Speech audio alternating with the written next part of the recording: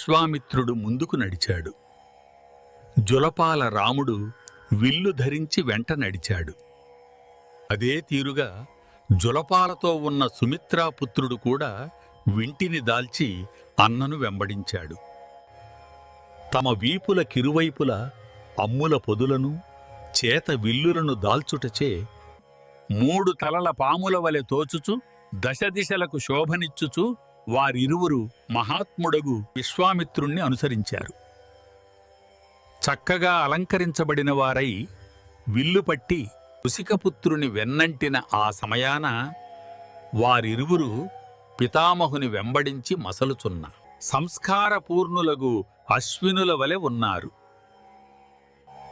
వ్రేళ్లకు ఉడుముతోలు కవచములను తొడిగి కత్తిచేబూని ఏపు మీరి మెరుగులీనుచున్న తిన్నని కుమారకాయములతో లక్ష్మీకాంతుల శోభలతో మహాముని వెంట పోవుచున్న అన్నదమ్ములగు ఆ రామలక్ష్మణులిరువురు అచింత్యదేవుడగు స్థాణుని వెంట నడుచుచున్న అనిందితులౌ అగ్నికుమారుల జంటవలె ఉన్నారు.